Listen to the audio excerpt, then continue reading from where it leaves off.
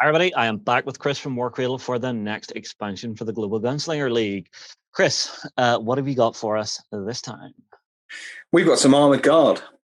Now, are these different to the Armoured Riflemen? They are, yes, because they don't have rifles. It's in the name. So these are your close, I suppose, close combat, for want of a better phrase. Guys, they've got blades and pistols, so they're more close work than the riflemen. So their pistols have close work on them. What does that do for us? Well, that means they can fire them in close combat. Oh, well, that's nice. Yep.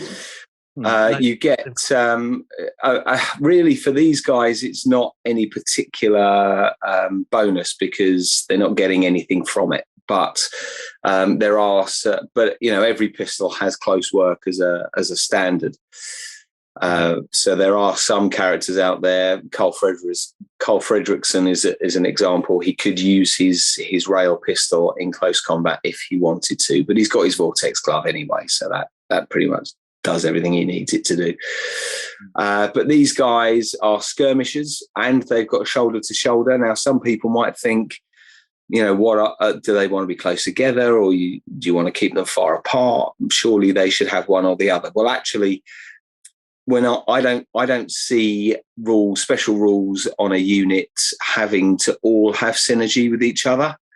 I quite like the idea that there are some player choices when it comes to units. So with these guys, you can spread them out. So there's 4 inches in between each one instead of the usual 3, which means that they can provide a really interesting screen in front of your other troops. So if you've got incoming close combat characters, they're going to have to chew through these guys before they can get to the tender meat underneath. And it also means that they might be able to sit on 2 objectives because they can string out a bit more. But if you wanted to keep them up, in close proximity with each other and use shoulder to shoulder, then it means they're a little bit more survivable. It just gives them options. Not everything has to always be for one reason or another, because there are loads of different situations that present themselves within any given adventure within Wild West Exodus. So having some different options for them means that you've got different tactical choices to make. Yeah, so they're just a nice flexible workhorse unit to throw into your force there. Again, not super expensive.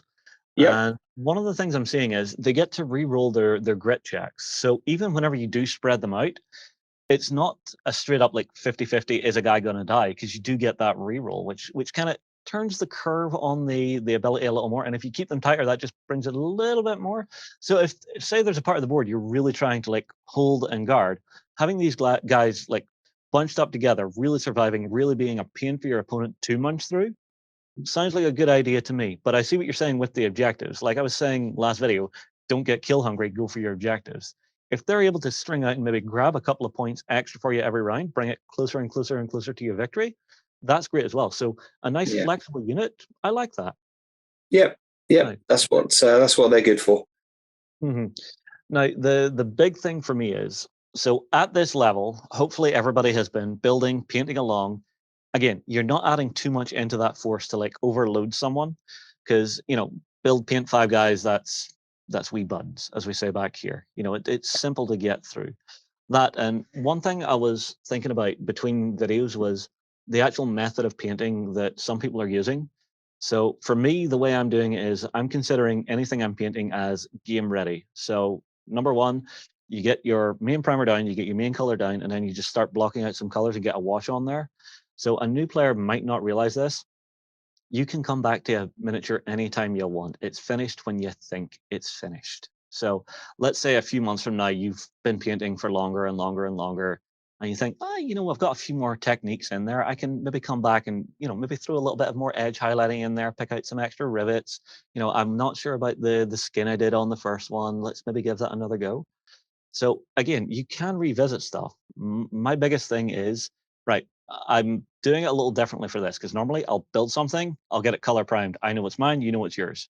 If you want to go down that route just to get your first games in, fantastic. But if you're painting, don't go nuts. Don't try and paint like a world-class master painter straight out of the gates. What about yourself, Chris? How do you paint?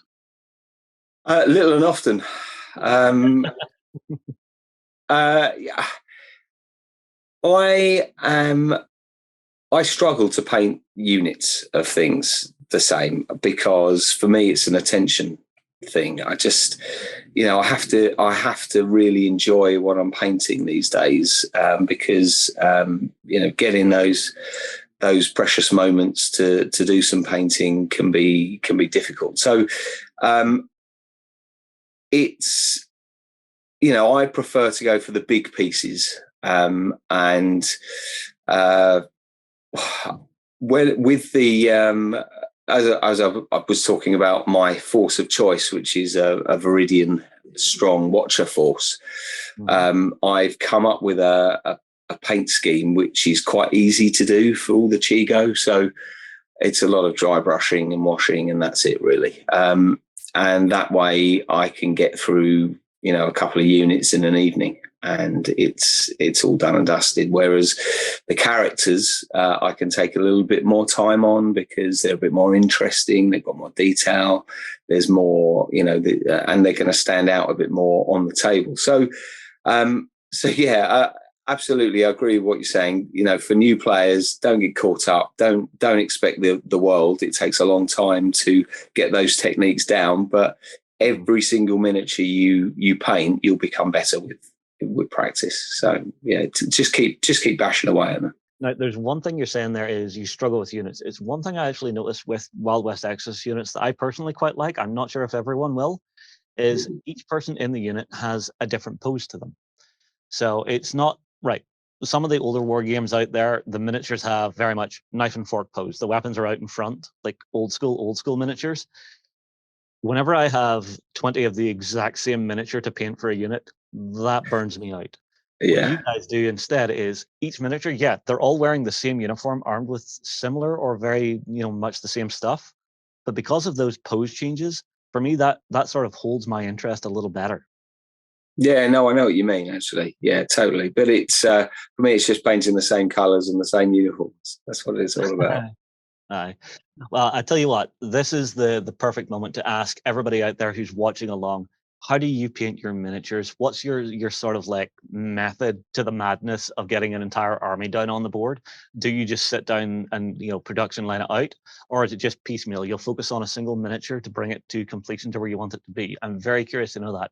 And if you have any tips for our new players out there, make sure and drop them below. All right, Chris, thank you for joining us. We'll move on. We'll see you again soon.